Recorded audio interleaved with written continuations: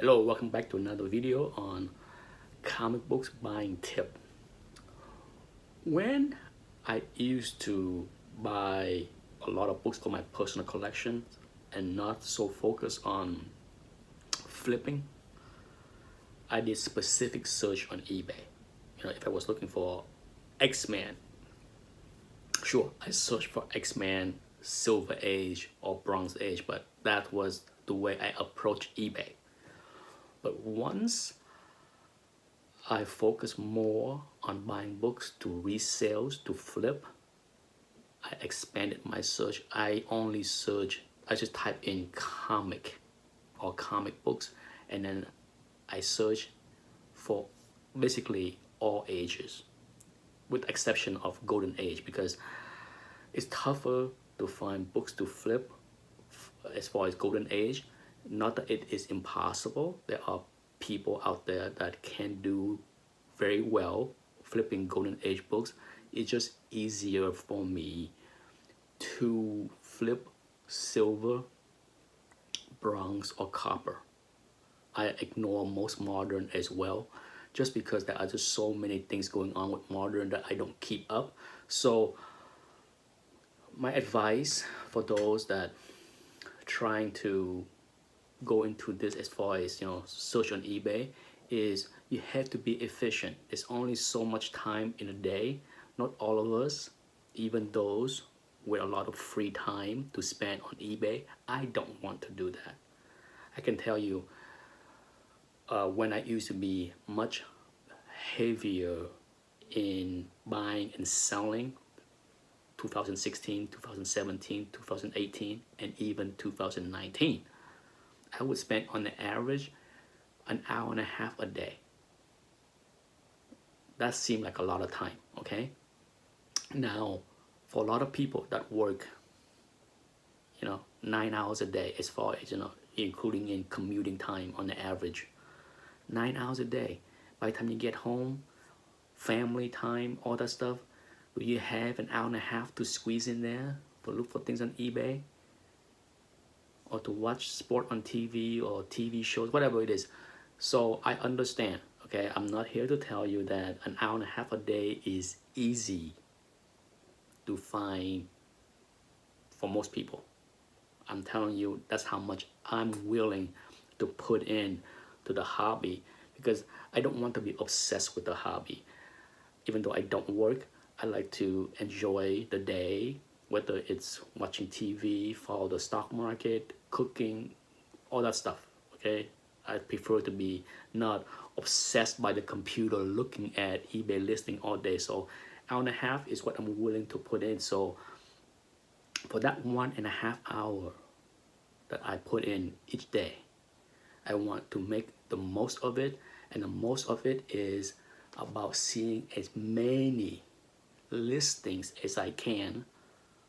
By doing so, I don't want to narrow my search to a point where it's by title. One of the common mistake that I hear occasionally from many collectors is that, oh, I was looking for a specific title or a specific book.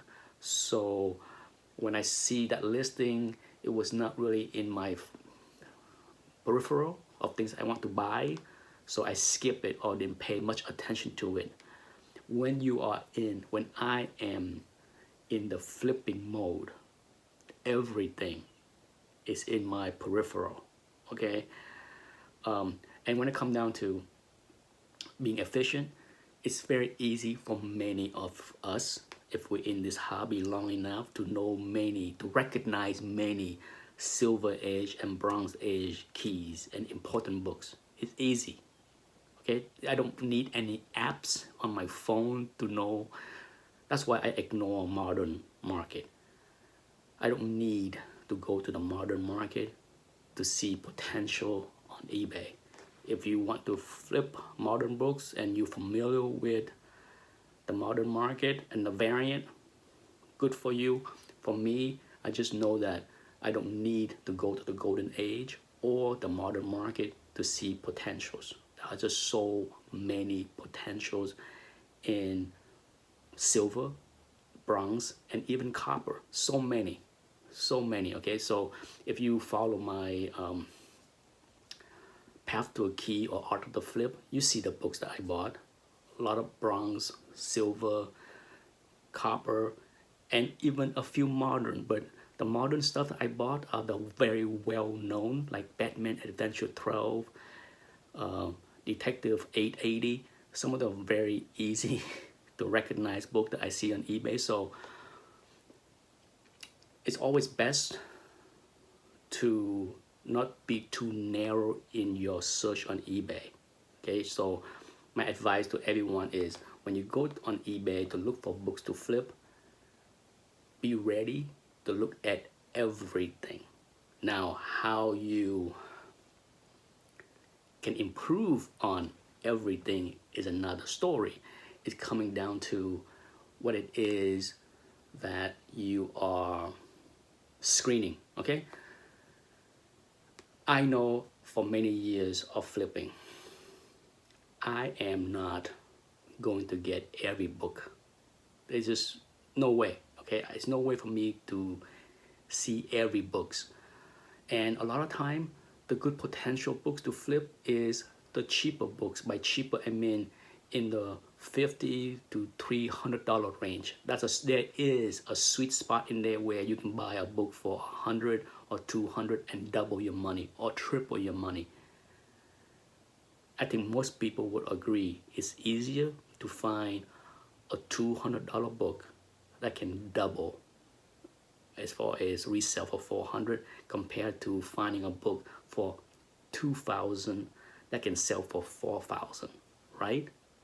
So when it comes down to my search on eBay, part of the screening process to limit waste listings is the maximum price. I don't need to see something 2,000 or higher. Okay, there is no point on seeing any of those listings. Let them go, exclude them. So I'm not saying that you should exclude everything 2,000 or more. Depend on your budget. If your budget is $200, what is the point of looking for something $1,000 or more? Maybe that sounds out of line to say that, but in my opinion, that is wasted effort. The more listing that you include in your search, the more time you will waste looking at things or seeing things that is out of your scope of what you're looking for.